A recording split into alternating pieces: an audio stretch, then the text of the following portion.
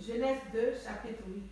Aussi l'Éternel Dieu avait planté un jardin en Éden, du côté d'Orient, et il y avait mis l'homme qu'il avait formé. Et l'Éternel Dieu avait fait germer de la terre tout arbre désirable à la vue et bon à manger, et l'arbre de vie au milieu du jardin et l'arbre de la science du bien et du mal. Et un fleuve sortait d'Éden pour arroser le jardin, et de là, il se divisait en 4 parts. Amen. Bon, voilà notre jardin d'Éden, avec ici l'arbre de vie, ici l'arbre de la connaissance du bien et du mal, et ici les autres arbres du jardin sont représentés par ces quelques fleurs et ces vases. Amen. Amen. Amen. Gloire à Dieu. Alors sur cette table, nous avons également déposé une cruche d'eau avec 2 verres. La cruche représente Dieu qui se promène dans le jardin et les 2 verres représentent Adam et Ève. Sur la table, j'ai déposé des évangiles, mais qui vont nous servir à représenter un jeu avec ses règles.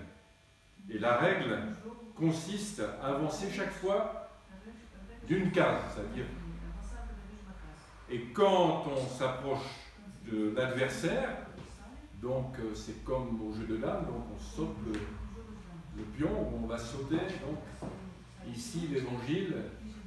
Donc il y a une règle bien définie, et cela se fait chacun son tour.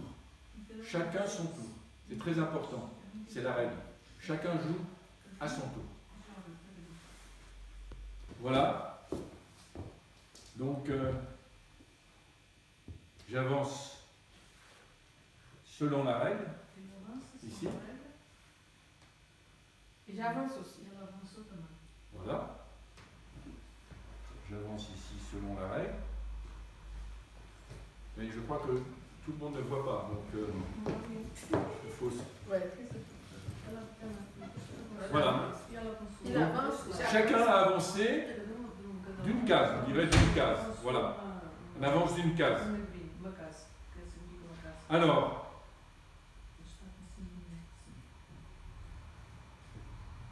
ici, je vais avancer ici et je lui prends son évangile et moi je fais ça.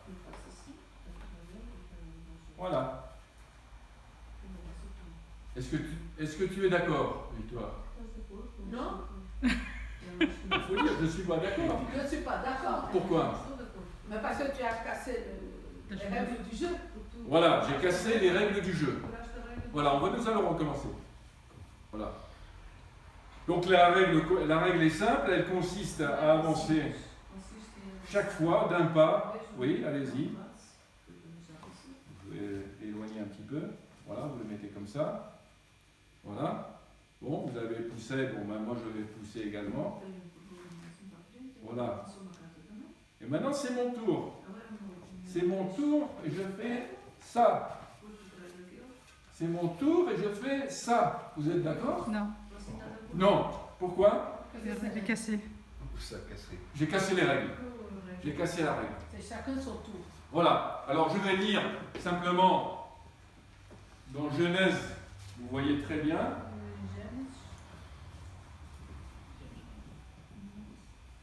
Dans le verset 15 et 16 et 17 du chapitre 2. L'Éternel prit l'homme et le plaça dans le jardin d'Éden pour le cultiver et pour le garder. L'Éternel Dieu donna cet ordre à l'homme: tu pourras manger de tous les arbres du jardin, mais tu ne mangeras pas de l'arbre de la connaissance du bien et du mal, car le jour où tu en mangeras, tu mourras. Donc voilà le plan de Dieu pour Adam et puis après Ève quand elle fut créée. Donc le plan de Dieu est le suivant: tu pourras manger de tous les arbres du jardin, mais tu ne mangeras pas de l'arbre de la connaissance du bien et du mal, car le jour où tu en mangeras, tu mourras. Voilà. Donc nous avons vu ici que les règles ont été cassées, n'ont pas été respectées lorsque nous avons établi de simples règles, quand j'ai poussé 2 fois l'évangile au lieu de le pousser une seule fois comme on s'était mis d'accord. Et bien sûr, le jeu a cessé. Pourquoi? Parce qu'il y a un désaccord. Ce qui avait été mis sur la règle du jeu n'a pas été respecté. Donc, il en est de même ici. Nous voyons Adam et Ève sont dans le jardin maintenant. Donc voilà, ils sont dans le jardin d'Éden. Je vais en retirer. Enfin, c'est la parole de Dieu, donc on va la laisser là. Il y a la parole de Dieu partout, vous voyez? Ils sont entourés par la parole de Dieu, représentés par les évangiles de Jean. Amen. Ils connaissent la parole de Dieu. Ils ont entendu la parole de Dieu. Pour eux, la parole de Dieu, c'est tu ne mangeras pas de l'arbre de la connaissance du bien et du mal. D'accord? Très bien. Voilà. Donc ça, c'est la parole de Dieu qu'ils ont entendue. Nous aussi, nous avons entendu la parole de Dieu. Et Adam et Ève, donc, sont dans le jardin. L'arbre de vie est au milieu du jardin. L'arbre de la connaissance du bien et du mal est au milieu du jardin. Et ils ont le libre choix. Ils sont libres. Mais ils doivent obéir à Dieu. Obéir dans le sens que tu ne mangeras pas de l'arbre de la connaissance du bien et du mal. Pourquoi? Ben pour démontrer l'amour qu'ils ont envers Dieu. L'amour de Dieu doit être dans leur cœur. Ce que Dieu a dit est bon.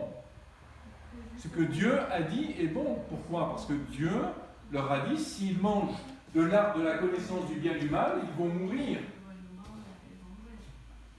Donc ce que Dieu a dit est bon pour qu'ils aient la vie, pour qu'ils puissent avoir la vie et continuer à la conserver, cette vie.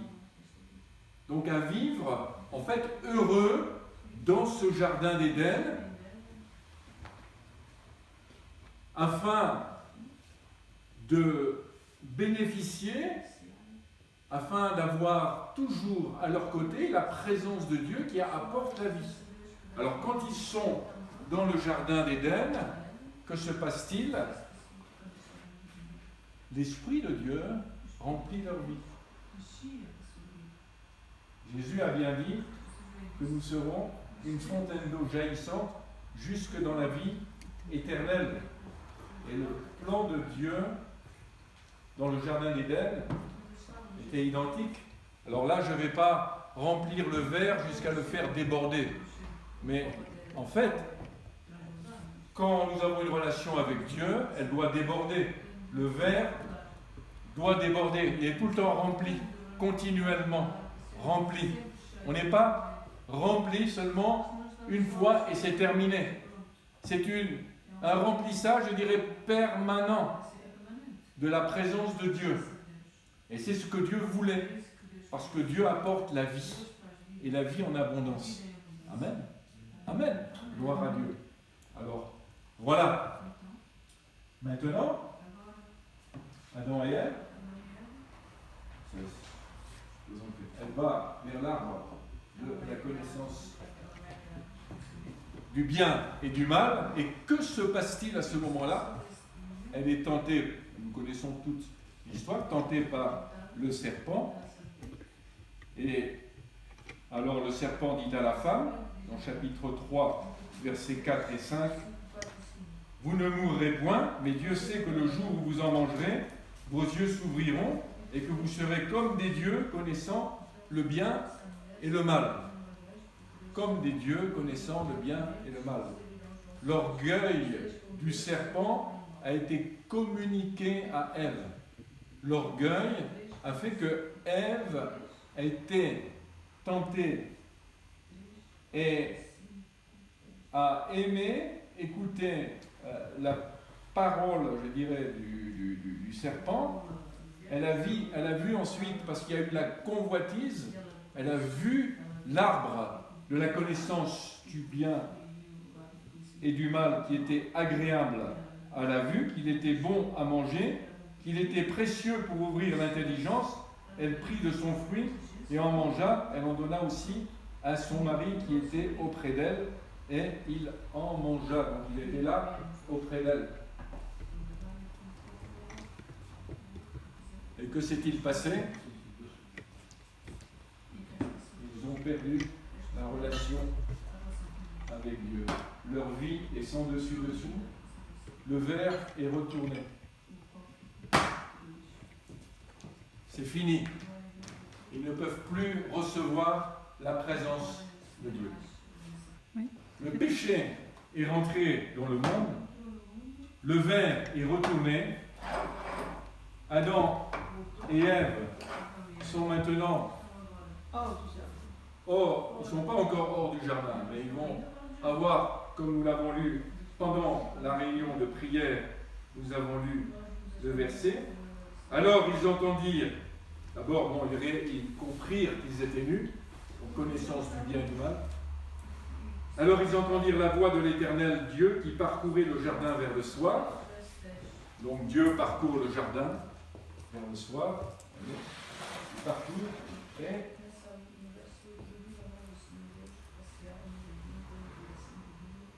et l'homme et sa femme se cachèrent loin de la face de l'Éternel Dieu, au milieu des arbres du jardin. Alors ils sont cachés là, vous voyez, ils se cachent là, derrière. Dieu parcourt le jardin et ils sont cachés. Voilà. Et il répondit, j'ai entendu ta voix dans le jardin.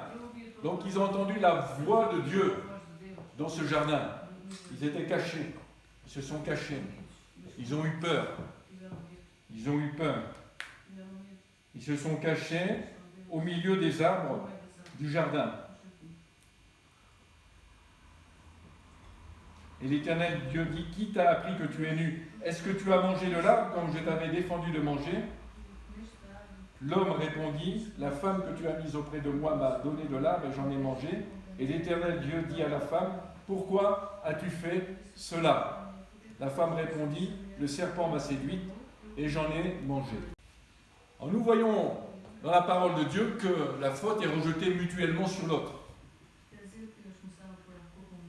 Cette façon de vivre, je dirais, c'est une nouvelle façon de vivre. L'accusation. Vous voyez?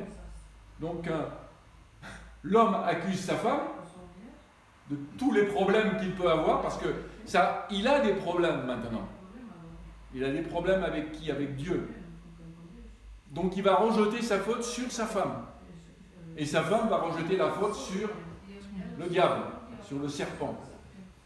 Donc, il y a rejet mutuel de la faute et non reconnaissance personnelle de leur propre faute.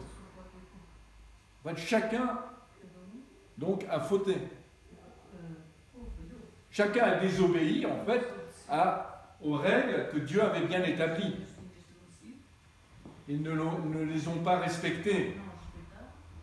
Et donc, ils ont perdu, ainsi, la paix qui a été remplacée par la peur, par la crainte. Ils ont vu Dieu d'une autre façon. Ils ont eu peur de Dieu. Ils ont eu la crainte, une peur telle qu'ils se sont cachés. Ils n'ont plus vu le Dieu d'amour, mais ils l'ont vu comme un juge. Pourquoi? Parce qu'il y a eu une faute, le péché. Le salaire du péché, c'est la mort. Alors, voilà Adam et Ève qui sont rejetés du jardin d'Éden. Alors, je vais demander aux sœurs de retirer le jardin d'Éden directement. Ici, il y a des anges qui protège le jardin d'Éden. Le jardin d'Éden est retiré. Merci, retirez le jardin d'Éden. Il n'y a plus de jardin d'Éden. C'est fini.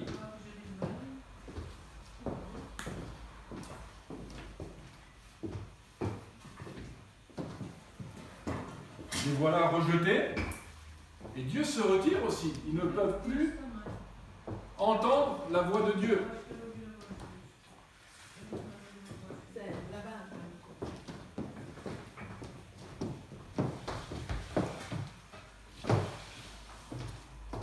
Ils se retrouvent sans la parole de Dieu.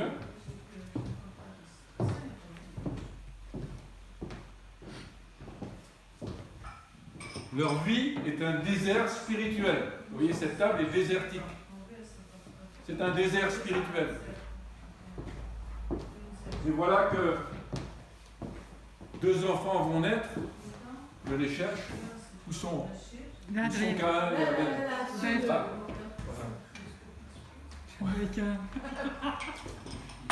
voilà Caïn, voilà Abel. Et voilà la famille Adam.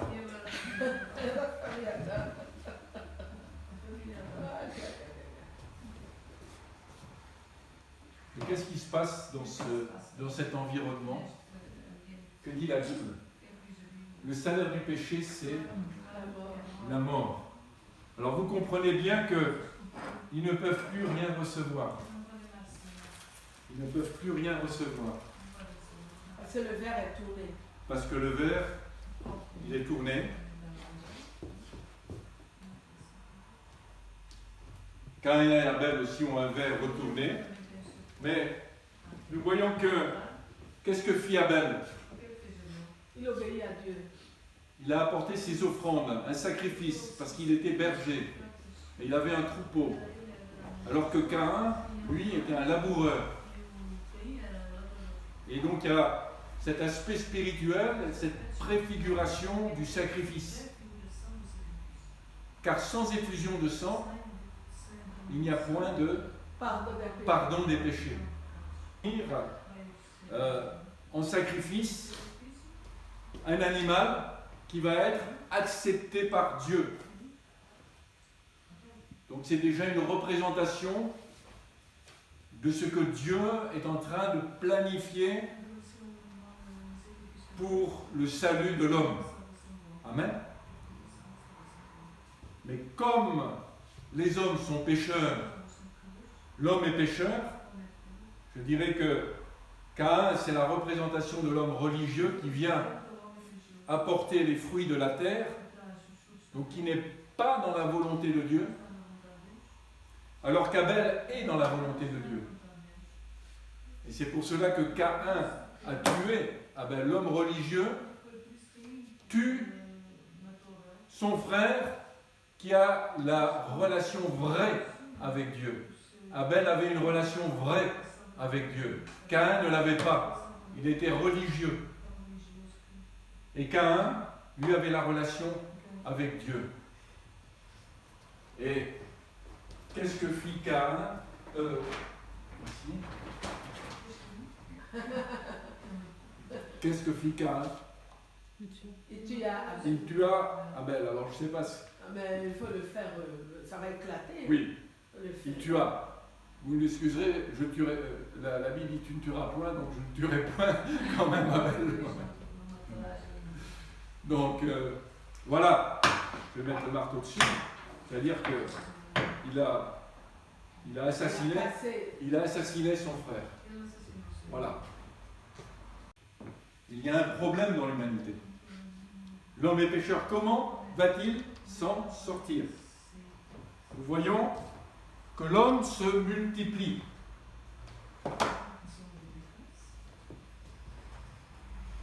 L'homme se multiplie. Non, mais je n'en ajoute pas plus, mais ça représente la multiplication de l'homme sur la terre. Mais quand il se multiplie, nous voyons que tous les vers sont toujours retournés. L'homme est toujours pécheur. C'est sa nature, il est retourné. Il n'est pas dans le bon sens dans sa vie.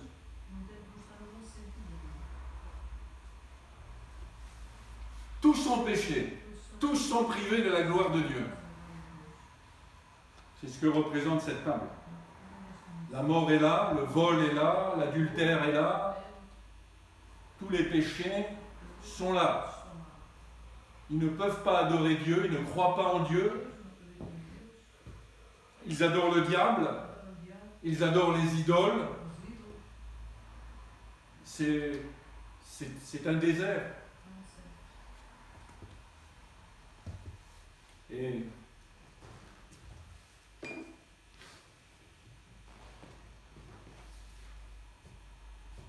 ça représente un démon, 2 démons. D'accord ? J'ai pas beaucoup de démons, j'en ai que 2 là. L'homme est conduit par un autre esprit. Un autre esprit. C'est ce que nous voyons. Le monde tel qu'il est, son environnement et sa façon de se comporter, d'agir, de parler, etc., c'est un autre esprit, c'est pas l'esprit de Dieu. Parce que l'esprit de Dieu, nous savons que le royaume de Dieu, c'est la paix, la joie et la justice dans le Saint-Esprit. La paix, la joie et la justice dans le Saint-Esprit. Donc ça, c'est pas juste. Ce marteau qui a servi à tuer Abel, c'est l'injustice. C'est injuste. Tout simplement parce que Abel a aimé Dieu de tout son cœur en offrant le sacrifice qui a été agréé. C'est pas que Abel était meilleur que Caïn, mais son cœur a cherché Dieu, a cherché quoi? La vérité. Amen. C'est la vérité. La vérité vous affranchira. Donc voilà l'état de l'humanité représenté sur cette table. Alors que s'est-il passé un jour? Qu'est-il passé un jour? Jésus.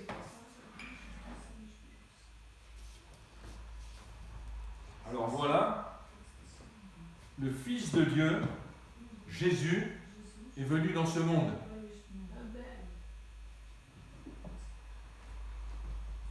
Il a été rempli du Saint-Esprit. Il a fait la volonté du Père. Alors bien sûr, nous savons qu'il est allé dans le désert, il a jeûné, il a résisté au tentateur, il a vaincu l'ennemi, le même ennemi que nous avons vu tout à l'heure dans le jardin d'Éden et qui a séduit le premier Adam. Jésus est venu parmi les hommes. Il est venu d'abord pour les brebis perdues de la maison d'Israël.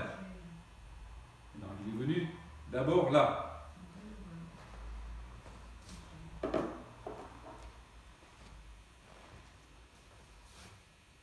Alors, quelqu'un me donne un peu le vin.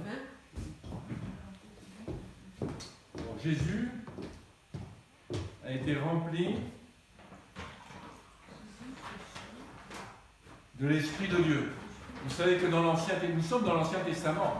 L'Esprit de Dieu n'a pas encore été déversé, il ne sera déversé que le jour de la Pentecôte. Hein? Gloire à Dieu.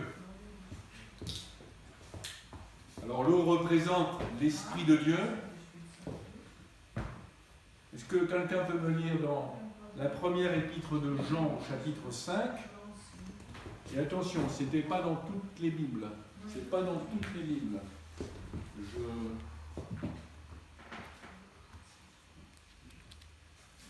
Je vais regarder dans celle-ci. De Jean. Chapitre 5, verset 6. Jean, chapitre 5, verset 6. C'est ce Jésus, le Christ, qui est venu par l'eau et par le sang, et non seulement par l'eau, mais par l'eau et le sang, et c'est l'Esprit qui en rend témoignage. Or, l'Esprit est la vérité. Amen. Gloire à Dieu. Alors, relisons encore. 1 Jean, chapitre 5, verset 6. Et une autre personne pourrait-elle lire? Merci. C'est lui, Jésus-Christ, qui est venu avec de l'eau et du sang. Non avec l'eau seulement, mais avec l'eau et avec le sang. Et Amen. Amen. Vous dites Amen? Amen. C'est la parole de Dieu. Est-ce que tout le monde a ça dans la Bible? Ou est-ce qu'il y a des Bibles qui n'ont pas ce passage? Je pense que la Bible en anglais, elle a le passage. 1 Jean 5. First.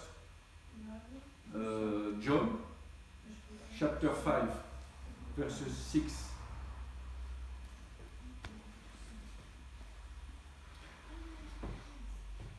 C'est lui, Jésus-Christ, qui est venu avec de l'eau et du sang, non avec l'eau seulement, mais avec l'eau et avec le sang. Et c'est l'Esprit qui rend témoignage, parce que l'Esprit est la vérité. Alors on comprend un peu mieux, par cette représentation, effectivement, Jésus est venu non seulement avec l'eau, mais aussi avec le sang. Donc, ici. Ouais, l'eau, on a déjà vu, maintenant tu mets le sang.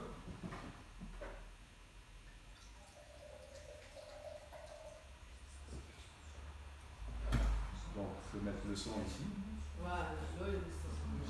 Ça, c'est le plan de Dieu. J'enlève ça. Merci. C'est le plan de Dieu. Nous sommes en Israël. Amen. Sur cette table, nous sommes en Israël. Jésus se promène parmi la foule. C'est Jésus. D'accord? Qu'est-ce que Jésus est venu faire? Il est venu apporter la bonne nouvelle du salut. Il prêche la parole de Dieu. C'est ici. La parole de Dieu.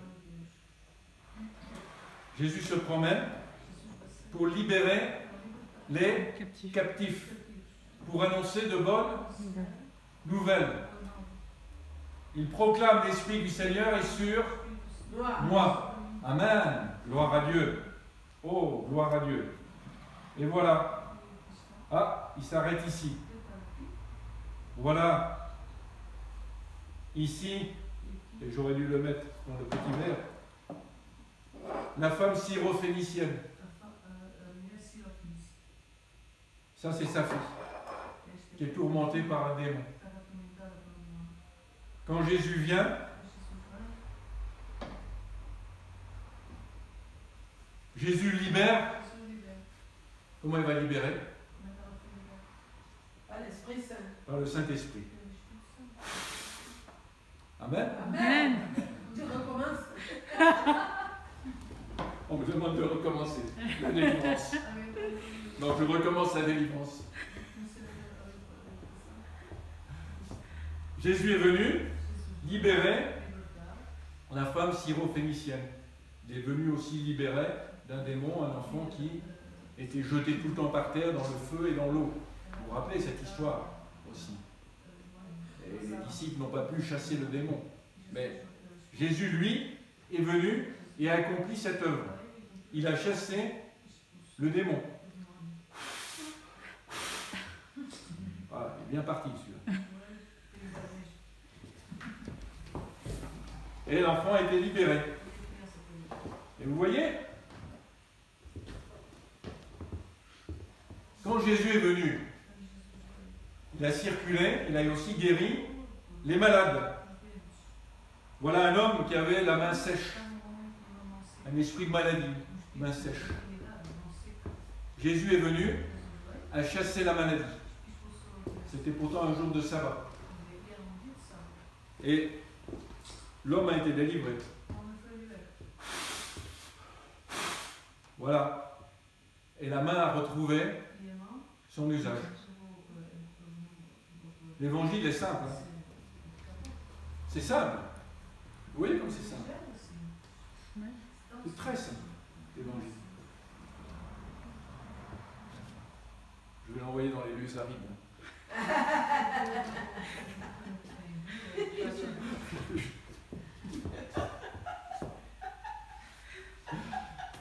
Merci. Matthieu chapitre 12.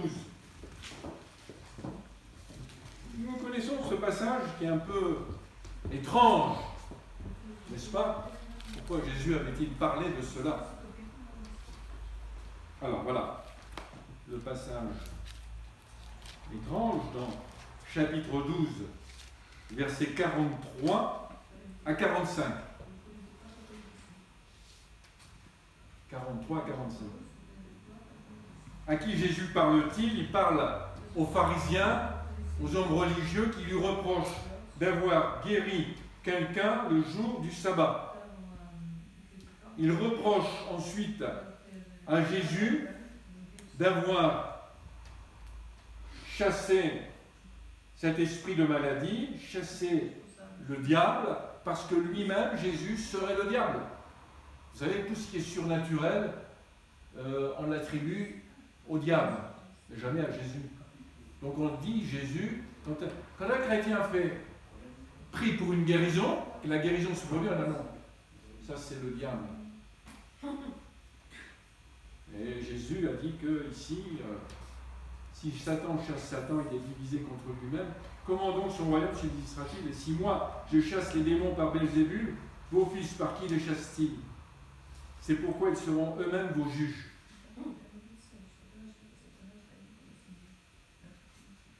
C'est pourquoi je vous dis, tout péché, tout blasphème sera pardonné aux hommes, mais le blasphème contre l'Esprit ne sera point pardonné. Donc les pharisiens se sont condamnés eux-mêmes en accusant Jésus de ce qu'il n'est pas. Alors, Jésus va continuer à leur parler.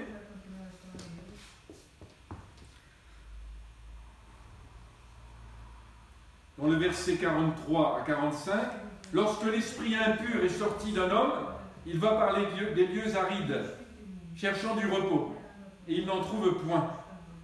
Alors il est parti là, celui dans les lieux arides, où il est. Ah, il cherchait du repos, il n'en trouve pas. Alors qu'est-ce qu'il fait? Alors il dit, je retournerai dans ma maison d'où je suis sorti. Et quand il arrive, il la trouve vide, balayée et ornée. Il s'en va et il prend avec lui 7 autres esprits plus méchants que lui. Il entre dans la maison, s'y établissent, et la dernière condition de cet homme est pire que la première. Il en sera de même pour cette génération méchante. Et il s'adresse aux pharisiens, bien sûr, génération méchante, qui n'a pas aimé l'œuvre de Dieu, qui n'a pas aimé le Fils de Dieu qui est venu dans le monde pour faire l'œuvre que Dieu l'avait envoyé pour, l'avait destiné à faire dans ce monde, c'est-à-dire guérir les malades, chasser les démons, annoncer la bonne nouvelle du royaume de Dieu. Amen. Le royaume de Dieu est déjà parmi nous. Et il a envoyé les 12 disciples, il a envoyé les 70 faire exactement la même chose. Amen. Et aujourd'hui, il envoie son Église faire exactement la même chose. Tu as 7, hein? Amen. Tu as 7. Ah, j'ai 7 démons. Alors, j'en ai 6 là. J'en ai 6 plus 1, ça fait 7. D'accord. Alors, vous voyez, en fait, voilà. Donc, il a dit, il la trouve vide et balayée. Vide, balayée. Orné, il s'en va, il en prend avec lui 7 autres esprits plus méchants que lui, il entre dans la maison, s'y établit, c'est la dernière condition de cet homme est pire que la première. Voilà, donc, ce sont des difficultés dans la vie de cette personne. Pourquoi? Parce que il y a eu un laisser-aller. Dieu n'avait pas de place. Malgré, si la femme, par exemple, adultère, avait continué à pécher, voilà sa situation. Elle a eu grâce une fois, mais après ça se complique. La vie se complique. Quand le péché s'accumule, la vie se complique. Elle s'éloigne de Dieu, complètement éloignée de Dieu. Alors ici, je devrais faire comme ça. Bon, c'est pas grave. En fait, c'est très difficile de ramener quelqu'un. Voilà. Alors, Jésus, qu'est-ce qu'il a fait? Il est parti, le jour de l'ascension, il est monté au ciel. Il est ressuscité, il a été crucifié pour nos péchés. Son sang a été versé en rémission de nos péchés. Donc en fait, ceux qui se sont repentis ont leurs vers qui se sont retournés. Mais vous voyez bien, ils ont besoin de se repentir, de confesser leurs péchés, d'être lavés, de reconnaître que le sacrifice de Jésus à la croix est indispensable parce que Christ a versé son sang en rémission de nos péchés. Donc des vies ont été changées, transformées. Amen. Gloire à Dieu. Gloire au Seigneur. Donc nos vies ont été transformées et changées par le sacrifice de Christ. La vie a été transformée par le Seigneur parce qu'il y a un principe important que Dieu a donné le jour de la Pentecôte. C'est très important ce principe. Parce qu'ils ont écouté la parole de Dieu, la prédication de Pierre. Et dans la prédication de Pierre, il y a eu rappel de toutes les prophéties et de Moïse. Amen. Ouvrons notre Bible dans Actes chapitre 2, verset 38.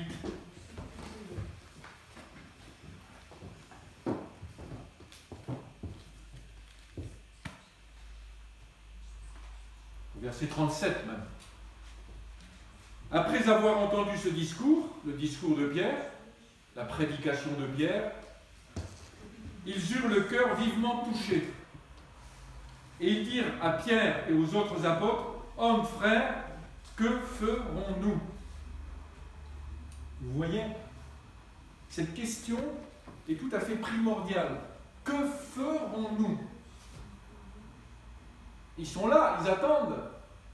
Ah, ils sont d'accord. Les prophéties sont là, la parole de Dieu est là, mais il y a une action à faire. Que ferons-nous? Alors Pierre leur dit quelque chose de très très simple. Parce qu'après avoir entendu la parole de Dieu, il y a l'obéissance. Et pour obéir, Dieu a donné quelque chose à l'homme. Encore une fois. Vous vous rappelez tout à l'heure le jardin d'Éden? Vous vous rappelez les règles du jeu? Vous vous rappelez ce que Dieu a dit de l'arbre de la connaissance du bien et du mal? Dieu veut toujours notre obéissance. Que ferons-nous? Et Pierre leur dit tout simplement, repentez-vous et que chacun de vous soit baptisé au nom de Jésus-Christ pour le pardon de vos péchés et vous recevrez le don du Saint-Esprit. Car la promesse est pour vous et pour vos enfants et pour tous ceux qui sont au loin, en aussi grand nombre que le Seigneur notre Dieu les appellera. Donc, dans le verset du chapitre 3, verset 19 des Actes, on dit également, alors, Dieu a accompli de la sorte ce qu'il avait annoncé d'avance par la bouche de tous ses prophètes, que son Christ devrait souffrir.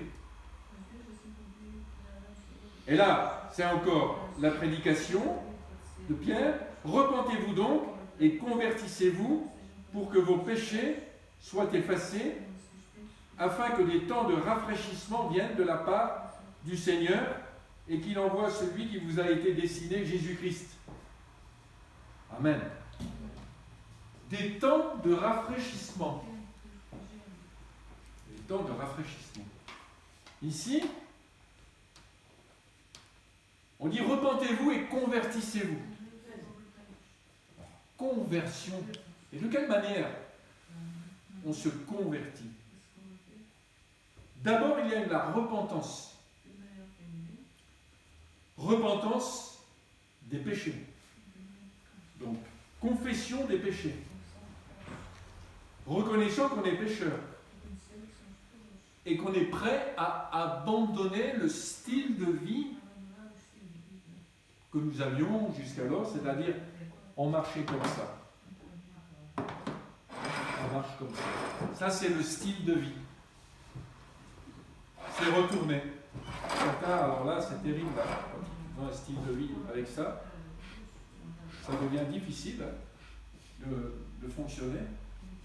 Là, ici, style de vie, parce que lui, il veut aller là, et puis ce qui est à l'intérieur, il pousse là.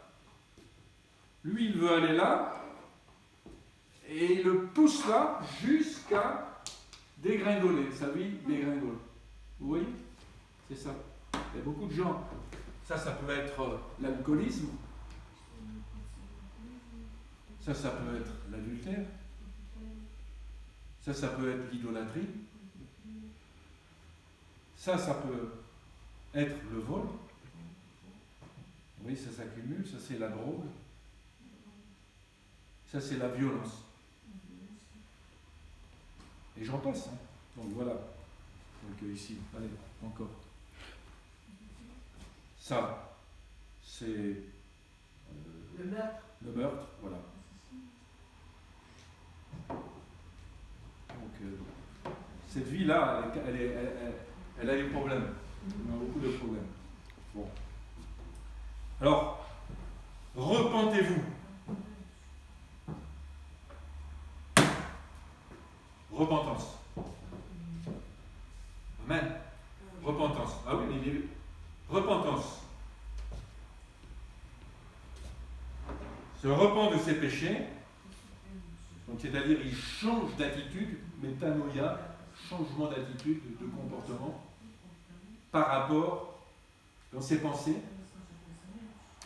ce que lui il pensait faire comme il le voulait, il réalise que s'il le fait, il meurt. Il est détruit. C'est ça. Donc il se repent. Voilà. Et il est lavé par le sang de Jésus. Il reconnaît que Jésus-Christ est bien mort pour ses péchés, qu'il a été sacrifié, crucifié, qu'il est ressuscité aussi le 3e jour, qu'il est monté au ciel, et qu'il est monté au ciel pour que lui, comme pécheur, meure à ses propres péchés. Donc, il accepte de prendre le baptême d'eau. Ça, c'est une obéissance. Le baptême d'eau est une obéissance. C'est essentiel. Quelqu'un qui dit « j'ai pris le baptême d'eau quand j'étais enfant, je n'ai pas besoin de le prendre », c'est une séduction. La même chose que dans le jardin d'Éden, il y a une séduction religieuse. Donc le baptême d'eau tel que Jésus le veut, est tel ce que la parole de Dieu dit. La parole de Dieu dit d'être enseveli avec Christ, à soi-même, mourir au péché, mourir à soi-même, mourir à sa propre volonté. On accepte et on prend donc le baptême d'eau. Et donc, en fait, quand on est mort, vous voyez, ça représente la mort à soi-même. On est mort à soi-même en prenant le baptême et on ressuscite avec Christ pour devenir une nouvelle création. Mais ça ne s'arrête pas là. Il est dit après, pour le pardon de vos péchés, et vous recevrez le don du Saint-Esprit. Et vous recevrez le don du Saint-Esprit. Alors, le don du Saint-Esprit, quand Jésus est venu, il a dit qu'il partait vers le Père et qu'il reviendrait pour envoyer le Consolateur, le Saint-Esprit, afin que la vie soit remplie. Rempli le verre de Jésus aussi. Oui. Et Jésus, oui. Jésus est au ciel, en fait. Donc, Il est bien parti. Voilà. Il est toujours là. Je Oui. suis avec vous tous les Je jours. suis avec vous tous les jours. Bon, on fait ça. Ouais. Mais il est avec, on ne le voit pas. Mais il est avec nous. D'accord. Voilà. Donc les verres sont remplis. Ici.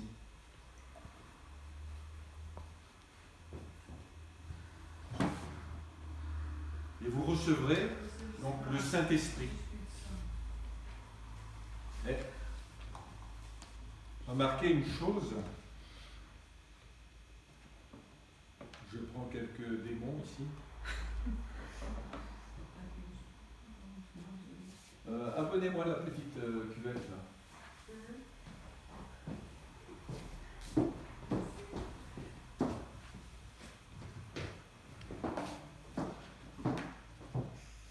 Alors vous avez vu, il y a des baptêmes d'eau il n'y a pas de délivrance. Des baptêmes d'eau où il faut prier pour le Saint-Esprit.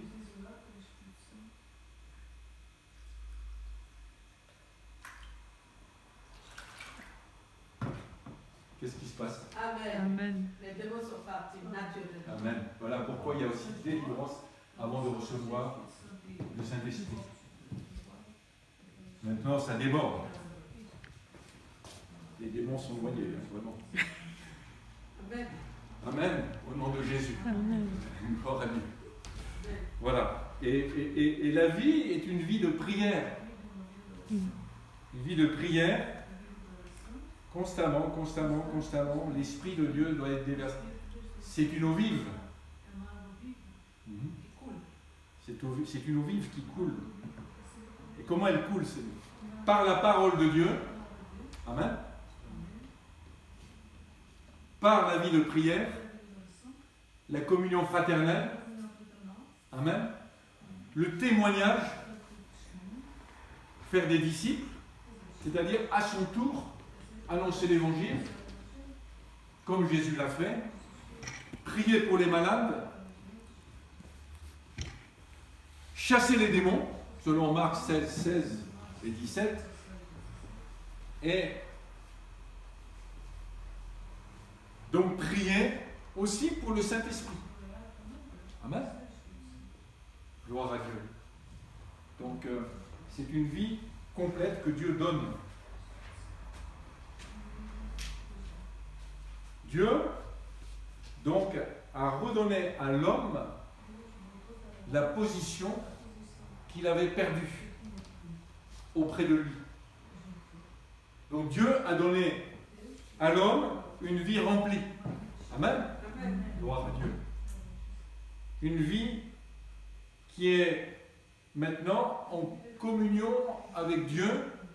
L'homme est avec Dieu parce que Jésus a dit, voici, je suis avec vous tous les jours.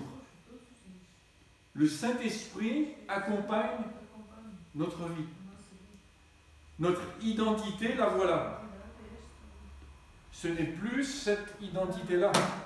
Ça, c'est l'homme mondain, charnel, perdu. Notre identité est comme ça. C'est comme ça que Dieu veut que nous soyons.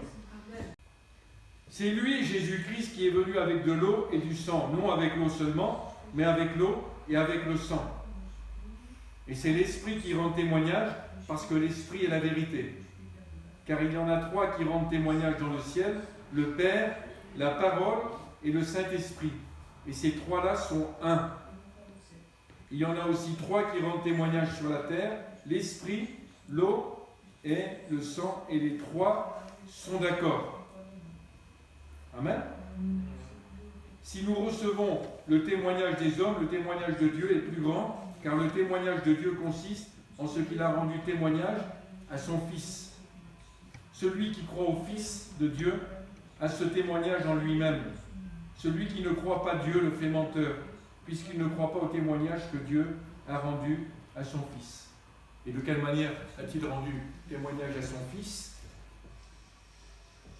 Parce qu'il l'a envoyé afin que nous puissions aussi nous accomplir les mêmes œuvres que Dieu a préparées d'avance.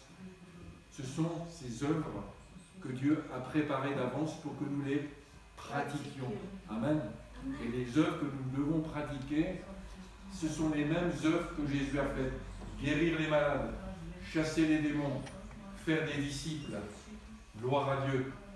Selon ce que la parole de Dieu nous dit, ici, Jésus est venu, Jésus-Christ, qui est venu avec l'eau, avec le sang. Et nous voyons que les trois sont d'accord, le Père, la parole de Dieu qui est Christ et le Saint-Esprit. Et les trois sont un. Amen. Béni soit Dieu. Et notre vie est transformée et changée en ce sens. Donc vous comprenez le passage dans lequel Jésus a dit que si un vase a été nettoyé, a été purifié, balayé, orné, Jésus voulait parler de quoi? Il voulait dire qu'il est nécessaire que ce vase soit rempli, et ça s'est accompli le jour de la Pentecôte. Et par après aussi, pas seulement le jour de la Pentecôte, mais il a dit pour tous ceux qui sont au loin, pour tous vos enfants, pour toutes les générations. La promesse a été donnée. Et on a vu que ce n'était pas seulement pour les Israélites, mais c'était après aussi pour les païens. Donc, c'est-à-dire la promesse de Dieu s'étend à toute l'humanité. Parce qu'en fait, cette promesse a été donnée pour notre rachat, pour que notre relation soit rétablie avec Dieu. Le chrétien connaît son identité. Son identité, c'est celle-là. Il est rempli du Saint-Esprit, il y a l'eau et il y a le sang. Vous voyez, l'eau du baptême, dans laquelle nous sommes ensevelis, c'est une représentation, une préfiguration de ce que Christ a fait pour nous. Donc, l'eau du baptême. Il y a toujours le sacrifice. Nous avons vu Abel a fait un sacrifice, et d'autres ont fait par la suite aussi des sacrifices, qui représentent le sacrifice de Christ, le sang. Jésus a versé son sang. L'Esprit de Dieu, le Saint-Esprit qui a été déversé aussi, pour que l'homme retrouve des temps de rafraîchissement. Ça ne veut pas dire que quand il y a des esprits contraires à la parole de Dieu, il y a des temps de rafraîchissement, c'est des temps de souffrance, des temps de difficulté, des temps de ténèbres, des temps de lutte, de problèmes, de combats, de choses intérieurement, des choses qui sont très difficiles. Et vous savez, Jésus est venu pour ça. L'homme n'est plus esclave du péché, mais il devient esclave de Dieu.